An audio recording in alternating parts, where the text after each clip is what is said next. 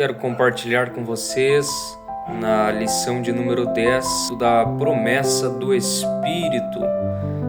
O texto áureo está em João capítulo 20, versículo 22, que diz: "E havendo dito isso, assoprou sobre eles e disse-lhes: Recebei o Espírito Santo." Então estudaremos nesta lição esta promessa de Deus que não se restringe a um grupo particular ou a um período específico, mas inclui todos aqueles que se arrependem e creem no Evangelho. O texto base para este estudo desta lição está em João capítulo 14, também no capítulo 16 e o capítulo 20. O que representa ter o Espírito Santo como Consolador em nossas vidas diariamente? O Evangelho de João capítulo 14, Jesus vai dizer no versículo 16 que Deus enviaria outro Consolador. Este Consolador é o Espírito Santo que habita convosco e estará em vós, conforme diz no versículo 17. Então, aqui é mencionado que quando este Consolador chegasse, ele convenceria o mundo do pecado, da justiça e do juízo. A palavra grega aí que traduz como Consolador é o Paracletos, significa ou refere-se a alguém chamado para ajudar ou para encorajar e interceder por outra pessoa. Então, um Paracletos é semelhante a um amigo que desempenha o papel de advogado ou consultor especial, ou ainda como um assistente que auxilia em momentos importantes. E a expressão outro Consolador, ela designa o Espírito Santo como uma pessoa. Então Jesus ele vai deixar esta promessa para os seus discípulos, dizendo que o dia que ele subisse para o céu, ele pediria ao Pai para que enviasse este outro Consolador e não deixaria os discípulos órfãos, mas que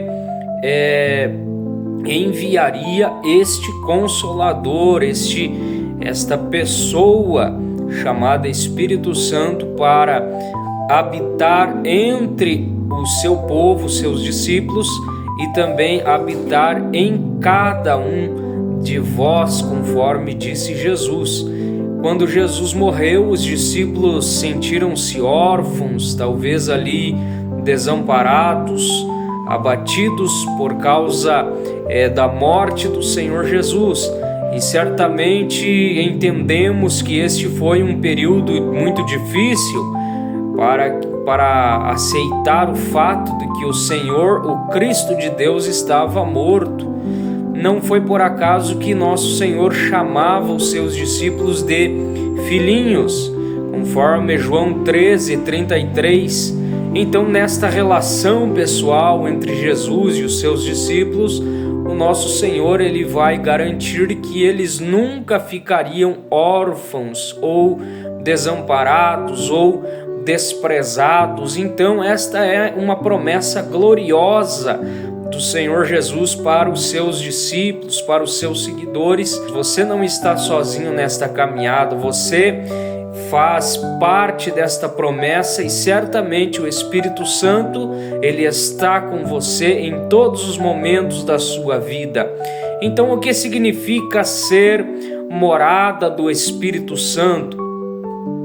Porque o Senhor Jesus vai dizer que o Espírito Santo ele habitaria em vós.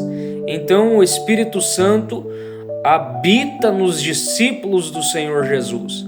E no Evangelho de João, capítulo 20, versículo 22, desde o versículo 19 até o 23, nós podemos ver que o Senhor Jesus se apresenta entre os discípulos após ele ter ressuscitado entre os mortos.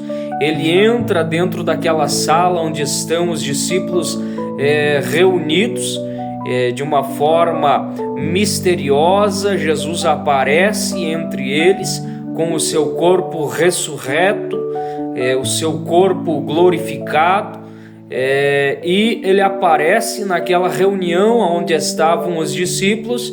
E neste versículo, especificamente o versículo 22 do capítulo 20 de João, a Bíblia vai dizer que Jesus assoprou sobre os discípulos e disse: recebeis o Espírito.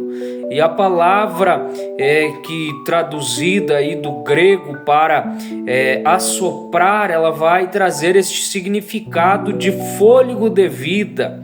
Então, isto vai nos sugerir que o Espírito foi soprado para trazer nova vida, indicando uma perspectiva de regeneração dos discípulos, como uma obra do Espírito ocorrida antes do dia de Pentecostes. Então,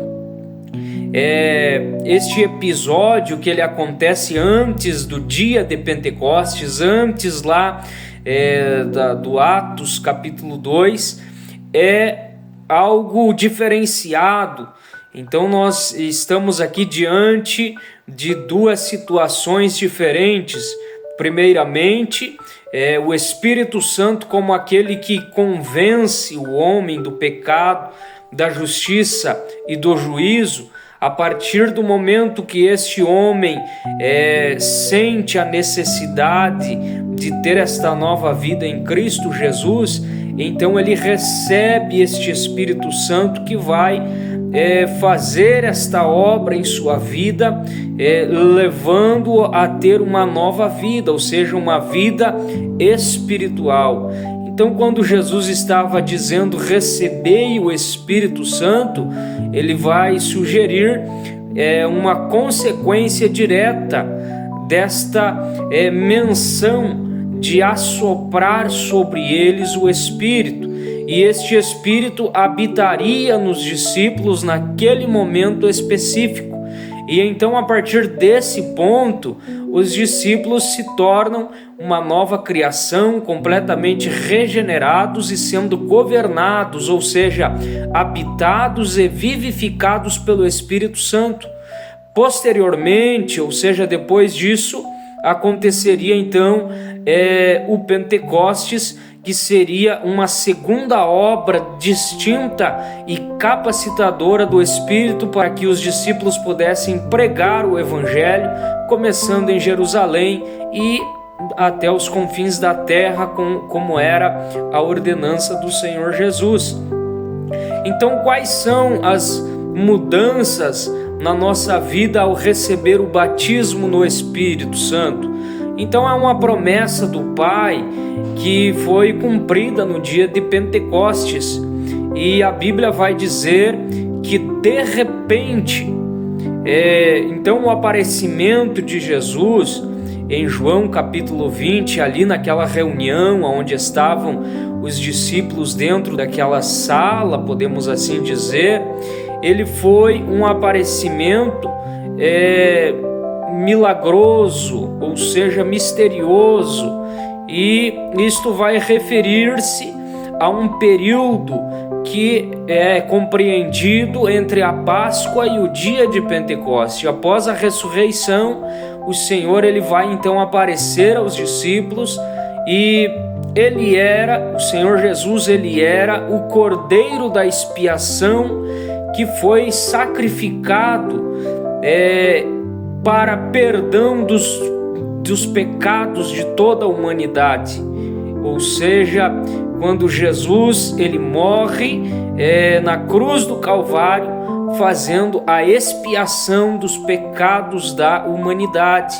Então, 50 dias depois da Páscoa, dentro aí de uma cultura judaica, era celebrada a festa da colheita, e esta festa da colheita também recebia o título de dia de Pentecostes.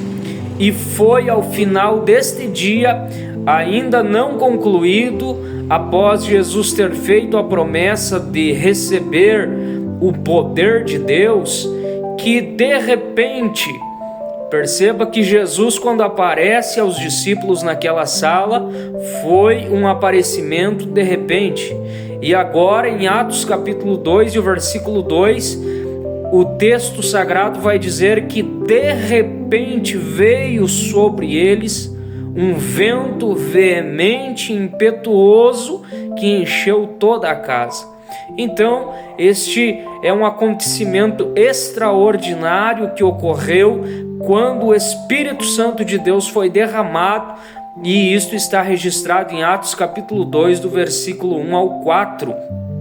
E todos foram cheios do Espírito Santo, e durante este ato de conversão, o Espírito Santo ele realiza a regeneração. Então, dois momentos diferentes. O primeiro momento é que a pessoa aceita a Jesus como seu único e suficiente Salvador. É a primeira obra do Espírito Santo, onde o Espírito Santo convence o ser humano da necessidade de aceitar a Jesus. E a segunda obra, o segundo momento, é quando este ser humano que entrega a sua vida a Jesus vai receber agora uma capacitação específica para realizar o trabalho aqui na terra, como um atalaia, como alguém que prega o evangelho a outras pessoas, como alguém que agora é capacitado para levar adiante os ensinamentos do reino de Deus para todos aqueles que o Espírito Santo lhe dirigir, para que assim seja feito este trabalho. Então, a partir do momento que os discípulos foram cheios do Espírito Santo, isto trouxe uma evidência. Qual é a evidência de uma pessoa que recebe esta capacitação do Espírito Santo? Então, este segundo momento em que a pessoa é tomada pelo Espírito Santo, a evidência disso é o falar em línguas estranhas. Então, quando eles foram cheios do Espírito Santo, neste segundo momento, onde a Bíblia vai nos trazer o relato em Atos capítulo 2, todos começaram a falar em outras línguas. Então, esta é uma obra que evidencia a capacitação do ser humano para cumprir o propósito de Deus aqui na terra. A promessa do Pai tem a ver com a regeneração do pecado, e o segundo ponto é a capacitação do salvo para testemunhar do Senhor Jesus em todos os lugares. Então, este é o ensinamento desta lição de hoje, e o Espírito Santo, ele como capacitador, ele vem para orientar o ser humano. Ou seja, o Espírito Santo, ele vem para orientar-nos, para consolar-nos, além de nos dotar de uma poderosa capacitação para testemunhar o Evangelho de nosso Senhor e Salvador Jesus Cristo. Não existe uma vida verdadeira cristã sem a presença do Espírito Santo. Se você já aceitou Jesus, é porque a primeira obra do Espírito Santo na tua vida já foi realizada. O segundo passo agora é você ser capacitado pelo Espírito Santo através de uma segunda obra, a obra capacitadora do Espírito Santo, que te levará a cumprir um propósito dentro do reino de Deus. Que o Espírito Santo de Deus venha falar melhor ao teu coração e te dar entendimento para compreendermos esta maravilhosa lição.